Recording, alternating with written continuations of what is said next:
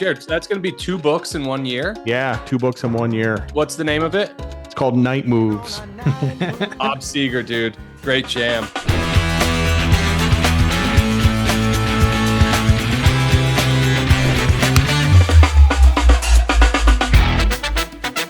So Straza, this is going to be the third episode that we're recording where we're discussing kind of the aftermath of whatever the hell we're calling that volatility moment back in early August. I like the yen yo-yo. What do you think of that name? I'm good with that. Yeah, because now it makes sense 2 weeks later, right? The yen yo-yo. And I know that you like the alliteration, so I think I'm going with that. Well, look, we like I said, this is the third episode now that we're talking about that. We don't usually talk about topical things on this podcast, but we're doing this one because probably the best thing I read in the days and weeks following that event was a newsletter from our guest today, Jared Dillion. He writes a newsletter called the Daily Dirt Nap. I'm a subscriber. He publishes a couple times a week. It's not always about markets. Sometimes, actually, more often than not, it's not about markets. But when he does write about markets, it really hits home. And he wrote this piece called "The Market is Emotional." And I mean, I just read the whole thing and I just felt like I was nodding along the whole time. I highlighted a whole bunch of stuff that he said. I want to ask him about it. It's just it's so good. And I felt like for me, it really captured the zeitgeist of what was going on. I forwarded it to you. You read it, right? Yeah, it was great. Jared's a great writer, a refreshing writer. He speaks our language. So I think we will probably agree on too many things today, but it'll still be a fun conversation. We had the pleasure of meeting him out in California a few years back at Future Proof. So I'm really looking forward to this. Yeah. Well, he's here now. Let's bring him on, Gene. Jared Dillion, welcome to the Off the Charts podcast. How are you? Hey, I'm doing great. Thanks for having me. So from where you're sitting, where are you, South Carolina? Is that right? Yep, South Carolina. Couldn't be further away from Wall Street, which is probably good for you. It's funny. I moved here. It's 14 years I've been here. I've been here for 14 years. Moved in 2010, and I was living in the city before. And getting out of that bubble has been one of the best things I have ever done. Like when I talk to people, I'm not talking to Wall Street douchebags.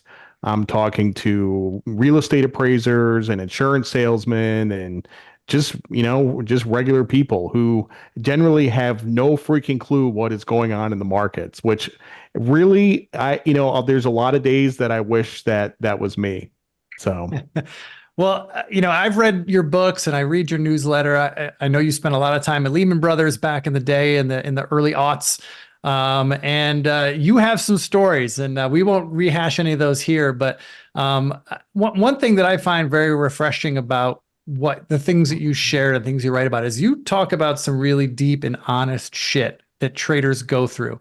And you had some shit that you went through at Lehman, not just at Lehman, like the job itself, but like personal stuff that you had to work through, addiction things and OCD things and all this stuff. And I imagine for you, getting away from all that in Wall Street, that whole vibe, that whole energy, that go, go, go mentality, I have to imagine that has to be one of the most therapeutic things you've ever done, removing yourself from that environment. Yeah. I mean, it's, look, actually, recently I moved into this new house. I spent the last 3 years building a house. It's a very big house. I don't commute to work anymore. Like in the Daily Dirt Nap, I used to have an office in downtown Myrtle Beach, and I had like a 40-minute commute, like both ways. And now my commute is I get out of bed, I take a shower, and I come down to this office. And my stress levels are basically zero. Like it is the best thing in the world. Yeah, I mean, working on Wall Street, I think one of the things that's underappreciated about Wall Street, and when you talk to average people, Wall Street is really an abstraction, and they kind of have some false notions about what the people are like that are there. It's one of the hardest jobs in the world. Handling risk is one of the toughest things that you can ever do. And when I was at Lehman, I was handling enormous amounts of risk. We were transferring $200, $300, $400 million worth of risk on a touch. And that took a psychological toll over time. You can see the gray hair. I just turned 50 a couple of months ago. Like my hair is all gray. It probably took like 10 years off of my life. Like it is one of the hardest jobs there is. And, you know, a lot of what I write is, you know, I wish people had a little bit of empathy for people that take these kinds of jobs. Yes, the pay is high, but it is absolutely worth it with the amount of aggravation that you have to put up with. Yeah, I mean, people see the headlines, they hear about so and so who got paid, you know, $20 million bonus this year, and they hear the headlines, right? But for every one of those guys or girls, there's 1,000 other Wall Street professionals who are grinding their ass off, working 15-hour days, just stressed out of their mind, punishing their bodies, drinking heavily, doing all kinds of drugs, whatever. It's not as glamorous as it sounds when you hear about so-and-so who just got a $30 million payday, right? Yeah. And, you know, your typical Wall Street person is making 350, 400,000 a year. They pay half of it in taxes. They have a $30,000 property tax bill if they live in New Jersey or Westchester, and they have 3 kids that they have to put through college. Like 350, $400,000 sounds like a lot of money. If you're living in that place in the country, like it really isn't. And, you know, for a lot of people, you really have to love this job because, I mean, the number of people who are making 7 figures is actually very small. And most people are just at a subsistence level. So you have to love the job or else you won't be able to do it. When did you kind of realize this? How long did it take you to find out that, hey, maybe my career and the path that I'm on isn't the healthiest for me, isn't the best? Was it a financial crisis, wake up moment, or you kind of already knew about it and were looking for a way out? You know, I worked at Lehman from 2001 to 2008. And I would say the last 2 years, every cell in my body was telling me to leave. You know what I mean? Like I'm not ashamed to say that I burned out. Like I absolutely burned out. The ETF trader job at that particular point in history, people would last like 2 or 3 years. I lasted 7 years. And, you know, at the bankruptcy, I could have stayed on at Barclays, but I said, I am just getting out of here. I'm going to start the newsletter and it's going to be much better. And it's turned out great. So, Well, Jared, kudos to you because I only lasted 4. So you almost doubled my time there. And I had a similar situation where I woke up one Saturday morning. I sold my car. I bought a 2002 Acura TL that I saw on the side of the road. Just driving by, bought it with cash on a whim, filled it up with boxes, put my dog in it, and I drove 24 hours to Key West. how long ago was that? That was in 2014. Cool. I don't think I've ever heard that story, Straza. That's It's awesome. a good one. It's a good one for another time. All right. Well, Jared, you know, we're not going to rehash your history here. I think you're pretty well known, at least in our circles. I think our audience is familiar with your work, which is great. Let's get into a big reason why we wanted to have you on the podcast was because of that a piece that you wrote recently coming out of this volatility event that we don't know what to call it, but you wrote this piece called "The Market is Emotional." And for my money, it's the best thing I read in the days and weeks following what happened on August 5th when the VIX went to 65 out of nowhere, caught everybody off guard. You wrote this great piece. I highlighted a bunch of passages from here. And if you don't mind, I'd like to read back a couple quotes and just have you kind of expand on them. Was that okay with you, Jared? Yeah, sure. Yeah. Awesome. Okay. The first thing that I highlighted here is you said, what happened was that people were overly enthusiastic, then fearful, then enthusiastic again. Gee whiz. Maybe it makes sense to figure out when people are going to be fearful or enthusiastic. Maybe that is a better use of our time. Let's talk about that. Yeah. So I think I started off the piece like ripping on CFAs. Yep. Because I mean, I wrote a piece for Bloomberg a couple years ago, like 2021. I said that the CFA is a colossal waste of time. And sorry if you're a CFA. Nope. I just Are you a CFA? am I? No, Okay. no. Actually, I took level 1, I passed. I took level 2, I failed, and I said, forget it, and I just never finished it. Sometimes you'll hear something similar from people who actually have the certification. Yeah. But I really dislike it when people try to turn the markets into a science, right? And they say, I can build a model, I can build a spreadsheet with all these different variables, and I can tell you what a stock is worth, right? Nobody can tell you what a stock is worth. You cannot arrive at an objective value for the price of a stock, for the price of a bond, for the price of a commodity, for the price of anything. It's worth what people are willing to pay for it at a certain time, right? So, and that is dictated by people's emotions, right? When if you're looking at a trading terminal, if you're looking at like a ladder and you have bids and offers, the people putting in those bids and offers are human beings. They're emotional human beings, and they're being driven by mostly fear, right? Fear of losing money, or people say greed, but greed is just another form of fear because greed is fear that you're not going to make as much money as somebody else. So it's all fear. The markets are driven by fear.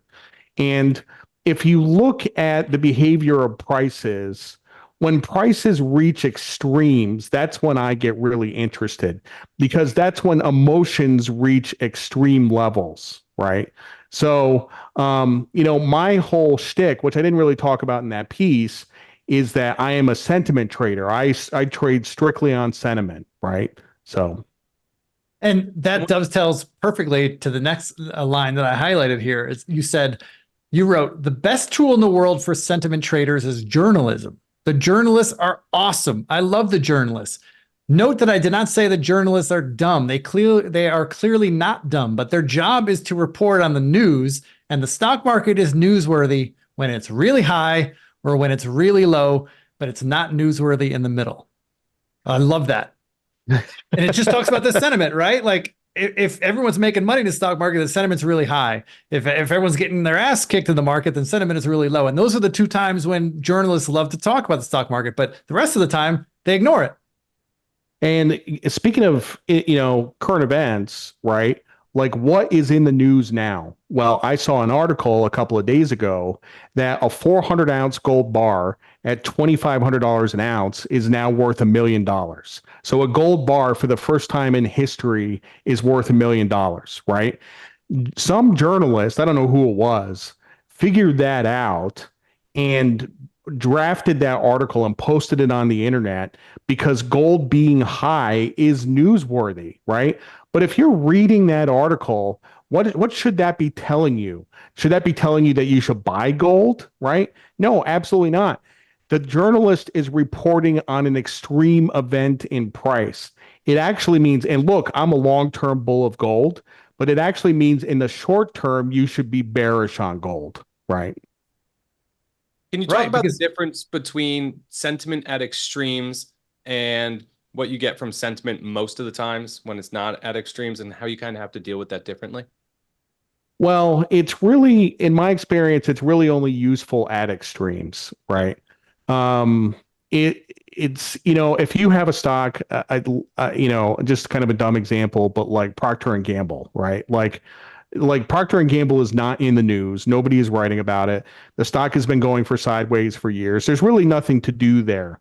But if you have a stock that's down 80%, or if you have a stock that's up 300%, those are where the opportunities are. And that's where I get involved. And the thing about that is that's a very difficult way to make a living because conventional wisdom in trading tells you should not buy something that's down 80%, right? Because it's trending, it's going down, it's probably going to keep going down.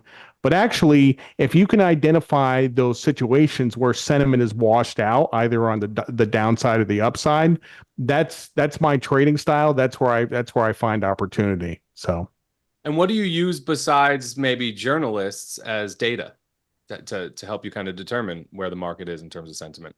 Well, Twitter is an amazing sentiment tool. Twitter is fantastic. I mean, if you remember Bitcoin in like 2021, oh yeah, like anything that gets really hot or really cold shows up in shows up on Twitter. Technical analysis. There's some technical analysis tools that also identify trend exhaustion, right? I don't really use the trend following tools. I use the trend exhaustion tools. Like the mark indicators is a good one, right? Sure. So if you can combine all this stuff, like if you have sentiment that you see on Twitter or also talking to people, right? Like if the man on the street is talking about a stock, right? Then that is telling it's the whole shoe shine boy example, right? Like, so you use all these tools and it brings you to a place where you can say, yes, I can get involved at this extreme event. So Speaking of Twitter, Jared, you also in this piece, there's a line in here where you wrote, to get an idea of current trends, take a shit on an emotionally charged stock or a token and see what kind of replies you get. That's the primary benefit of Twitter in finance, is mining it for sentiment data. I mean, I used to do this in like I'm just a glutton for punishment. And I have like 85,000 followers on Twitter, and I used to shit on Bitcoin. And like I would just get ratioed and people would come after me and they'd like say insulting things about me, and I just loved it. I loved it. If I commented on something and I got a huge volume of replies, that actually was really good sentiment data. You know what I mean? So I use Twitter for that all the time. Yeah. Can you talk? Go ahead, Straza. Yeah. Go ahead. No, finish that up, and then I want to talk about the magazine cover indicator. Okay. I was just going to say the follow-up quote you had on that topic was, I don't need to see prices and charts. I just need to see how you feel about the market. And I love that too. I mean, that's so important. That's everything we're saying here. Yeah. I always tell people, if you told me I had to get rid of either Bloomberg or Twitter, I would get rid of Bloomberg and I would keep Twitter and trade off of Twitter. I don't need to see charts. I just need to see what people are saying about stuff. It's absolutely true. Certainly a hell of a lot cheaper. Yeah.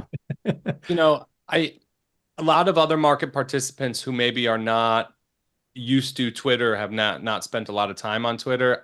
What a tool we have that we just kind of all stumbled upon. I don't think any of us came to Twitter and set up an account 10 years ago because we knew it'd be great sentiment data. Just kind of happened that way. So very grateful for this platform. I want to talk about the SI jinx. This also happened with the EA Sports Madden NFL covers, where the player who was on the cover would always get injured. But we talk about the Sports Illustrated jinx. We have another concept, that we talk about. Our friend Barry Ritholtz loves to talk about the magazine cover indicator. Do you want to just speak on that for a little bit?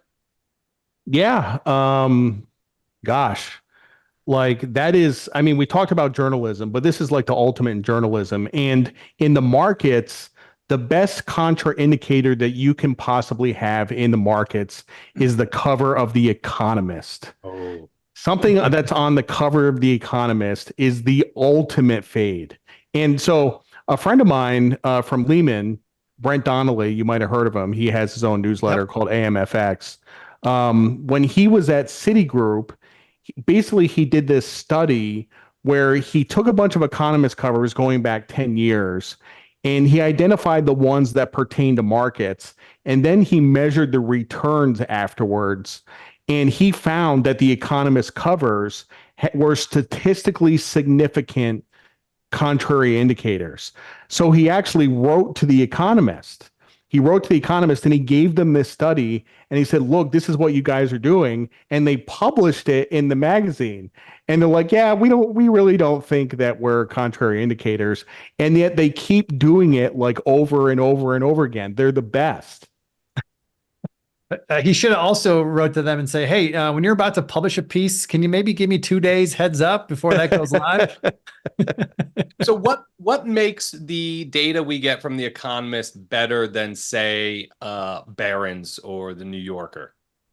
Like, what is it, the lag time or the lead time on those stories, while maybe something like Barron's is a lot shorter? Like, what do you think it is that makes those so much better?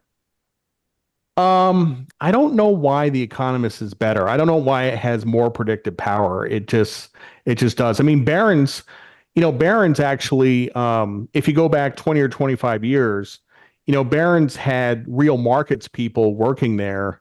And if you had a Barron's cover, it actually had positive predicted value, like it was market moving in your favor. Yep.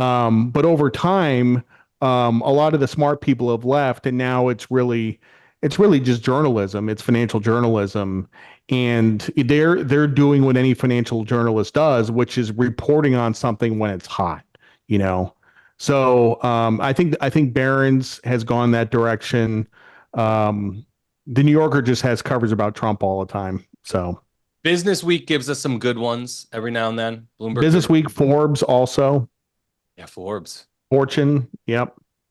I remember when I used to read all those magazines. I haven't read any of them in years, a decade at least. I'll mingle with some barons every now and then, but that's really about it. I went to business school. Jared, you and I are about the same age. I went to business school and I graduated in 1997. And I remember it was like part of the culture of business school. You had to subscribe to all these magazines. So I had Forbes and Fortune and Business Week, and I used to get them all, and I used to read them because I thought that's what I'm supposed to do. But I haven't read them in probably 15 years now, at least. Same. Yep. What do you read? This is a great conversation. What are you reading out there? I generally don't consume. I'll tell you what I don't consume. I don't consume opinion pieces, right? So when I first started the Daily Dirt app, I was like, this is great. I'm not trading. I'm going to have all this time in the day to subscribe to all these newsletters and read them. And so like Grant's Interest Rate Observer, like I had a huge amount of respect for Grant. So I wanted to subscribe to Grant's. I wanted to subscribe to Gartman and all these other newsletters. And what I found was that they were so persuasive that it was influencing my thought process, right? So really, I was just regurgitating what they had written in their stuff. So now I don't read opinion pieces at all. I only read journalism for the value that it provides, really as a contrary indicator. That's pretty cool. Yeah. And that evolved over time. That took years, maybe decades, right? Where you probably started out reading a lot early in your career. And as you learned and gained experience, you figured out, I don't need this. This is actually hurting me. And Well, the funny thing is that, I started in 2008, which was before Twitter, right? So in 2008, there were blogs, right? So there was like the Financial Armageddon blog and the Calculated Risk blog and Greg Mankiw's blog. And so back then I was reading like 25 different blogs, right? This is before Twitter.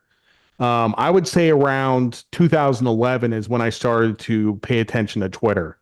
So. Jared,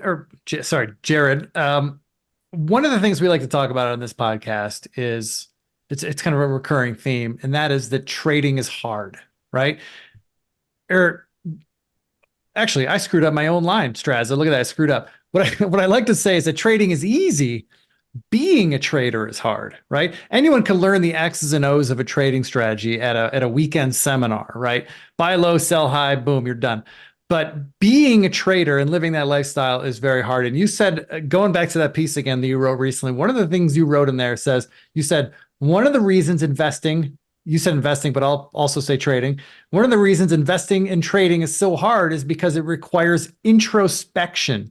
You're not just thinking about the market, you're thinking about how you're thinking about the market. That's pretty deep. Yeah, I mean, what I said in the piece was that, first of all, let me back up. I came up with 4 characteristics of a good trader, right? And one of them is experience. I think lots of experience helps. One of them is intelligence. I think it helps to be smart. One of them is emotional fitness. So you have to be very emotionally fit. You can't be neurotic or fearful or anything like that. And the fourth one is introspection. And introspection is thinking about thinking, right? And in a whole bunch of other professions, like say medicine, right? Like if you're a surgeon and you're doing surgery on somebody, you're not thinking about thinking, you're thinking about doing the damn surgery, right? Like that's what you're focused on. It doesn't require any introspection at all.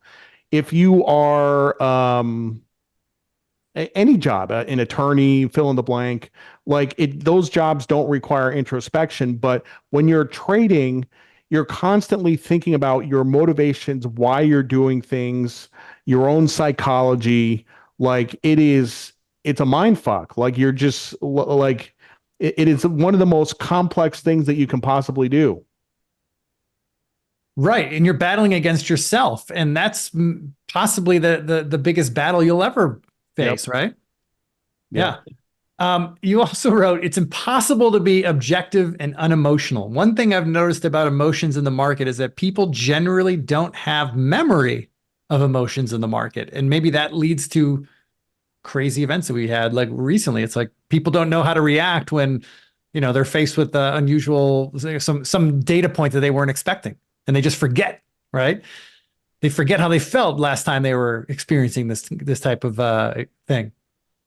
Yeah, I was very fortunate. A couple years ago, I did an interview with Mark Minervini for Real Vision.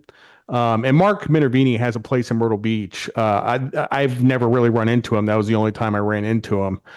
He's a pretty impressive guy. But the interview was interesting because we were talking a lot about trading psychology, and he is the most unemotional person I have ever met in the business. Like, just no emotions. If he has a loser, he just mechanically, ruthlessly cuts it. If he has a winner, he mechanically, ruthlessly adds to it. There's no cognitive biases. Like, he is just one of the most unemotional people I have ever met. He is a rarity. There are very, very few people like that. Like, most people are human beings. They have emotions, and there's really nothing you can do about it except to try to manage those emotions, right? And that's kind of what I was talking about with the introspection piece. Yeah. So if there's a specific emotional skill set that lends itself to being a successful trader, is that something that you have to be born with and just have or not have? Or is it something that can be learned over time and experience? I think it's absolutely something that can be learned with time and experience. And I'm kind of a slow learner. When I first started working on Wall Street in 2001, I had just come from the military. I came from the Coast Guard. And, the military, a lot of people, the military is very risk averse, like extremely risk averse, especially the Navy and the Coast Guard. It's a very risk averse place. And I had to unlearn my attitudes towards risk. I had to go from being risk averse to risk seeking. And that process took about 5 years. Wow. It really was a very slow process. It took me about 5 years. The nice thing is, working at a bank like Lehman, you have, it's a very forgiving environment. You can sustain losses and you're not going to get fired. So I was able to go up that learning curve over time. But yeah, I think you can absolutely learn how to be a good trader over time. I think it can be taught. Do you think the fact that you came in with that risk aversity kind of helped you succeed or even get the job? I feel like they would rather have a new employee come in who's going to be touching the money, who's more on the risk averse side of things than on the risk seeking side. Actually, I don't think so. No, I don't think so. I think I look, at least at Lehman Brothers, but I've heard of this in other places too. Let me give you an example. This was 2007. I made $60 million that year, a little give or take, with an average daily variance of about $100,000. Okay. My boss made $0 that year with an average daily variance of $5 million. So he was up or down $5 million every day, and he ended up flat at the end of the year. I made $60 million and I had like no volatility at all. He got paid 5 times as much as I did, right? Wow. Because there is an attitude on Wall Street, at least on the sell side, that somebody who has the ability to lose big also has the ability to win big, right? And the banks aren't really looking at strategies with high Sharpe ratios. They want somebody who's going to come in and make $300 million in a year, right? So it's exactly the wrong attitude, but they are not looking for risk averse people at all.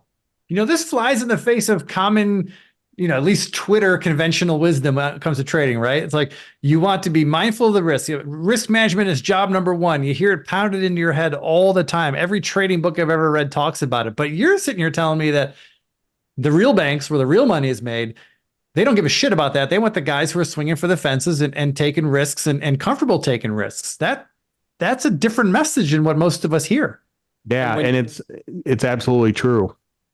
And when you think about like the academic side of things, or what's in the CFA curriculum or the CMT curriculum, or what you learn in Finance 101, they'll teach you on a low Sharpe ratio. But what you're saying is then you get into the real world and they don't want that at all.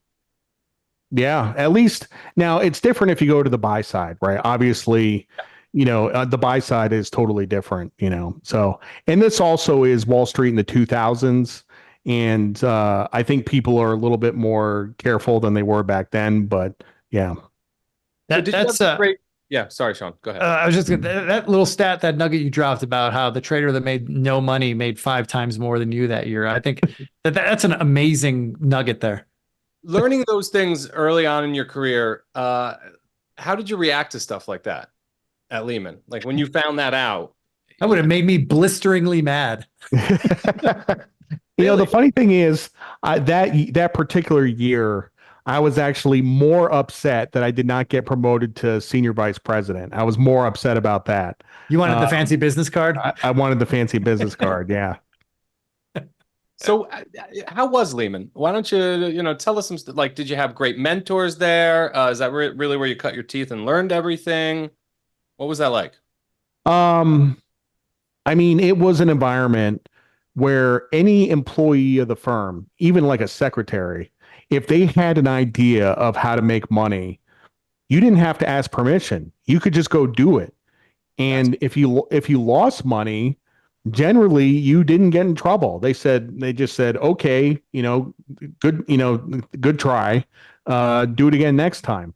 There was a point in time I was making markets in ETFs, and we had a huge customer that bought millions of shares of DVY, which is the dividend ETF. It had a lot of small cap stuff in it. Yep. And it was like stuffing 100 pounds of shit in a 5-pound bag. And I got crushed on that trade because there was just no liquidity in the underlying stocks, right? I had like $70 million that I was trying to put in this basket that was just these crappy, like illiquid stocks. So then I got the idea that, well, this index probably rebalances and there's a way to trade the rebalance, right? So I went to the index research person and I said to her, I was like, give me some data on the DVY index. So she gives me the data. So I built a long basket and a short basket, 50 million aside, and I traded the rebalance and I made a little bit under $1 million, right? I did not ask permission to do that. Wow. I had a prop account at Lehman. I just opened the account. There was no compliance. There was no checks and balances. Like I just opened the account and I started trading in the account, right? How would you even get it funded? Like you just email a guy, hey, fund this account, and bang, money's there. Well, I mean, it's a bank. There's essentially an infinite amount of capital, and I actually wasn't using up much capital, so. And do you think that this kind of a culture still exists in its same form today? No. That was like the glory days of Wall Street kind of stuff? Yeah, absolutely. Yeah. I tell people stories about that and they just can't believe it. But, it was, to say that it was an entrepreneurial environment is the biggest understatement of all time. Like if you had an idea, you could put it on and you were just encouraged to do this, Wow. And yeah. Yeah. Okay, Jared. One other thing that we like to talk about here on the podcast is we like to get outside of the markets a little bit and talk about things that we do outside of the markets just to keep us sane, if nothing else. And I'm intrigued by some of the things you do outside of trading and watching the markets. One thing you did in recent years is you went and you got your MFA. You went back to school and got your MFA in writing. Can we talk about that a little bit? Yeah, I graduated last year. It was something that I wanted to do when I was 22 years old, and I didn't start doing it until I was 46. It took me 3 years. I went to the Savannah College of Art and Design, and that program has been hugely beneficial. No Worries was, I wrote the proposal for that book in the program. Those Bastards, my essay collection, I wrote that in the program. About half the stories in Night Moves, which is coming out next month, I wrote those in the program. Like it was, I mean, to go back to school at age 46 and, learn something completely new. My undergrad is in math. Then I have an MBA in finance, and yeah, now I have a degree in writing. So Were you the oldest guy in class? there was one class, there was a woman who was older than me, but for the most part, I was the oldest. Yeah. All right, let's talk about your books a little bit. You've written a few books. You just mentioned a few of them. One you didn't mention was the personal finance book that you wrote that came out earlier this year, which I have, and I enjoyed it very much. It was very simple, but very powerful advice. You cut through the bullshit, and you're like, look, you just need basically to have your money invested in these 5 buckets. Can we talk about those 5 buckets real quick? Yeah, that's the awesome portfolio. So the awesome portfolio right? is stocks, bonds, cash, gold, and real estate, right? So here's the thing. Going back to 1971, which is really the first time that you could own gold personally, this portfolio has returned 8.1% a year with half the volatility of an 80/20 portfolio. And the biggest drawdown in any year was 12%, right? Wow. So if you think about it, the stock market has returned about 9.5% a year over that time period. But you have had drawdowns of 38%. You have had multiple 20, 30% drawdowns. From top to bottom in the financial crisis, the market was down 57%, right? So you've gotten 9.5%, but with a huge amount of volatility. So you can just trade off about 1% in the way of returns, and you cut your volatility in half, and you cut your drawdowns by a lot. So that's the awesome portfolio. And the goal of the awesome portfolio is, the conventional wisdom is that you should invest in index funds, for the normal person to invest in index funds. But if you invest in an index, not only do you get the returns of the index, which are good, but you get the volatility of the index. S&P 500 is super volatile.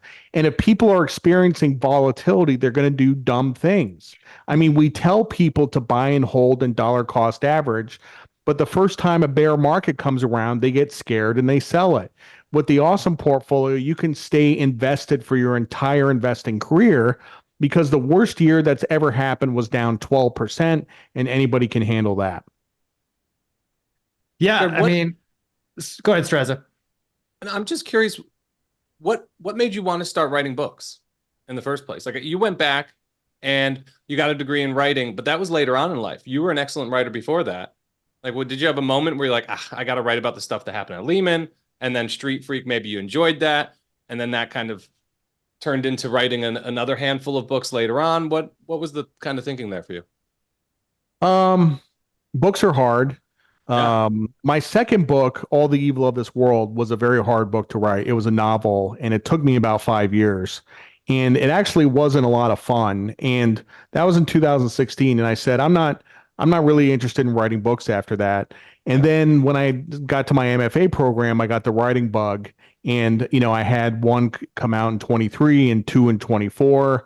And I'm going to have another one next year, and I'm going to have another one after that. So I'm trying to put out about a book a year. So you're obviously enjoying it. Are you enjoying it now more than you were early on the first book or two? Oh, yeah. Yeah. Why do you think that is?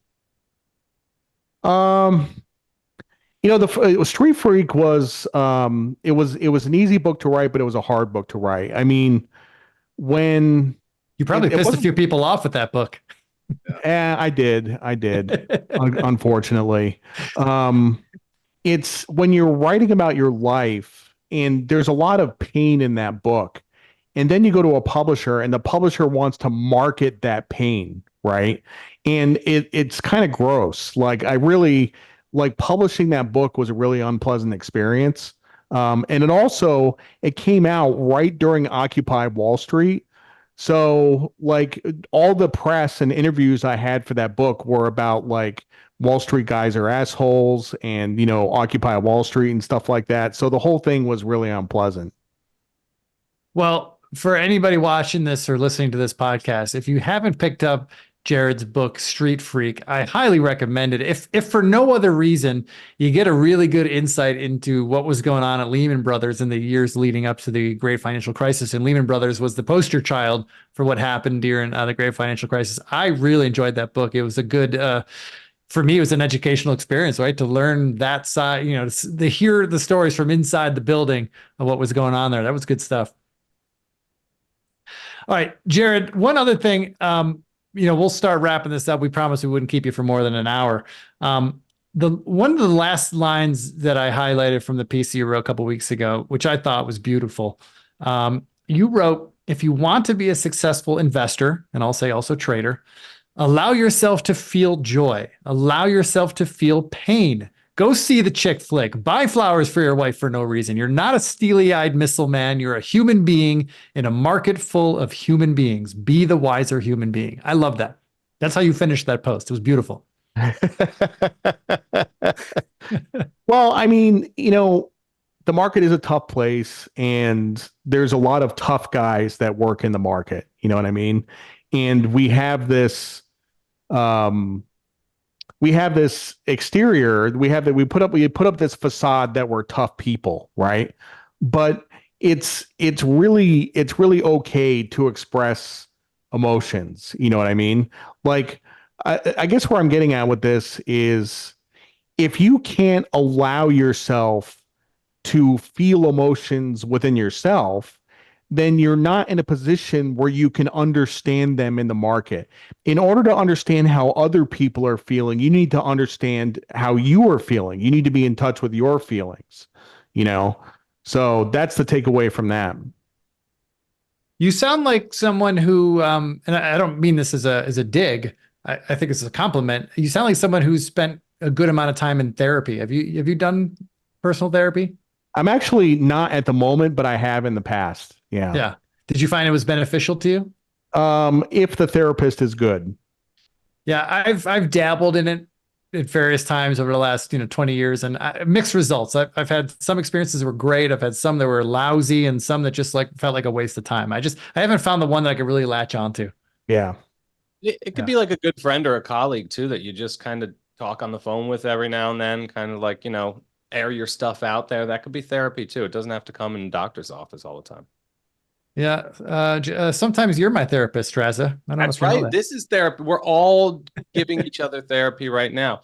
I like what you said about needing to find joy in life. What are some things you do for fun, or that you find joy in outside of the I do music. I'm a DJ. So that's right, Jared. You DJ'd at the conference we went to last fall, didn't you? Weren't you?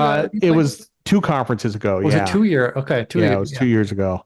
I have I'm going to be playing in the club in December. I used to play 3 or 4 times a year. Now, if I do one a year, that's all I really have time for. But I record a lot of mixes and post them online. So if you go on SoundCloud and you search for DJ Stochastic, there's a whole bunch of great name. That's a great name. Stochastic. I love it. Us trader nerds get it. Do you and David Solomon compete for DJ gigs and stuff? So I've actually played with him before. I invited him to a party at Hotel Chantel. I cold emailed him and I said, "Look, I'm a finance guy who DJs. Why don't you play with me at Hotel Chantel on the Lower East Side?" And He came. He's a great guy. He's just a sweetheart of a guy. I absolutely loved him. He takes so much shit for doing that, which is terrible. I think it's great. Really terrible. Yeah. So I tried to do it with him again after that, but he just got too busy as CEO. But anyway, so I know David Solomon, and we're friends, and yeah. That's super cool. That's so cool. Straza, are you going to start DJing? Is that a new thing for you? I'm not like musically inclined at all. It never made sense to me. I played a saxophone for like 6 months as a kid. It was terrible. No, oh man. Well, Jared, I firmly believe that you're one of the best financial writers out there. I put you up there with Matt Levine. I think Matt Levine's a great writer. I mean, you and Matt Levine are two totally different writers, right? Matt's kind of talking about topical stuff in the news, and you're talking about the mindset and the stuff that real traders go through. If people watching this podcast and listening to us are not subscribers to at least to your free newsletter, that's a crime. Let's fix that. Where can they sign up for your newsletter? The free one is called We're Gonna Get Those Bastards. It's at wggtb.substack.com. Just search for We're Gonna Get Those Bastards, my name, and it'll come up. So We'll put it in the show notes too. Yep. Awesome. And on Twitter, your handle is Daily Dirt Nap. Is that right? Yep. Right on. Well, Jared, this has been awesome, man. Thanks for doing this. Again, keep up the great writing and your piece. Like I said, it hit me in the right spot when I read it last week, and I immediately forwarded it to Straz. I'm like, we got to get Jared on the podcast and talk about this. This is great. So thanks for doing this, man. And I hope to catch up with you again soon. It's a bummer we're not going to see you at the conference we're going to next month, but maybe we'll cross paths again soon. Yeah, I'm sure. All right. Well, thanks for having me on. Sean, we just had Jared Dillion on the podcast. I think we were both giving him a lot of compliments, but he truly is, I think, one of the best financial writers currently doing it. He writes in a very raw, honest, genuine way. He kind of speaks our language. He says fuck a lot. And talking to him in person is just as good, right? You see that honesty and rawness oozing from him, especially when he talks about his experiences at Lehman and stuff, and even talks about how that's not easy to talk about sometimes. But people like this are rare. And, I think Jared's a special guy in a world of, maybe a lot of average writers in the world of finance. Yeah, I have a special place in my heart for good writers. And I don't remember who turned me on to Jared, but I only discovered him maybe 6 or 7 years ago. And I subscribed to his thing, and I've been a subscriber ever since. And I love it. And dude, how cool is it that he's a DJ? Did you notice when he was flexing his arm? I think he's got a tattooed DJ Stochastic on his arm. Did you see that? I mean, how cool is that? That is so cool. He talks about the importance of having fun or doing things that bring you joy, and he's living it. Tattooing his DJ name on his arm, fantastic. No, you're absolutely right. And I wish we dug into that a little bit more with him. I love the fact that he did Wall Street. I mean, he did the real Wall Street. He did it the way you've heard about it in books and movies. And then he pieced the fuck out. He's like, I'm out of here. I'm going to South Carolina, which couldn't be, I mean, it might as well be, the polar ice caps compared to Wall Street. He's so far away, mentally, physically, spiritually away from Wall Street. I mean, he really did it. And he's made it a big focus in his life to, prioritize his mental health, his physical health, and doing things the way he wants to do it, not because he has to live up to some standard that, Wall Street douchebags live up to. So right.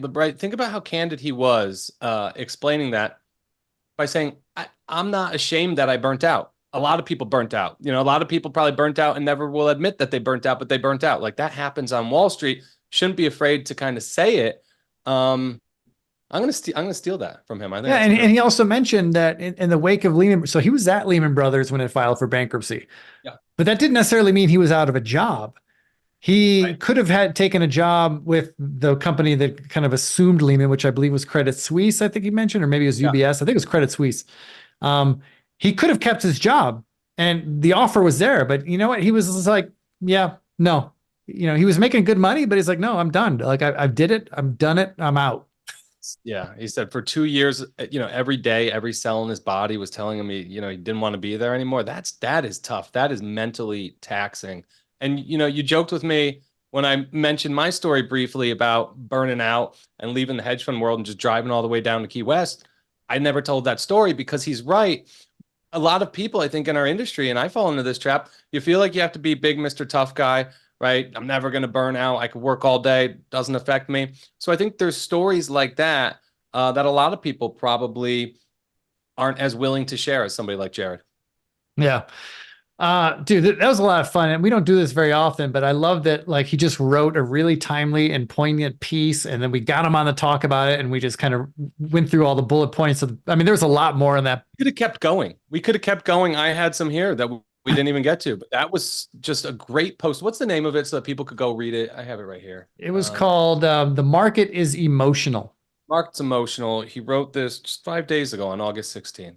Yeah, I don't know if if he publishes that to the web, or is it, if it's only available through email. We'll have to ask him, because I would share it if I could. But it's great, and you know, he's written many pieces like this over the years that have hit home. And you know, and when the shit hits the fan on the markets, he's one of those voices that I lean into when I know that he's got something to say. I want to hear it because he's got a good point of view. He's as down to earth as any of the guys that we've talked to on this pod. Really is. For sure. All right, man. Great job. Great guest. Let's do it again next week.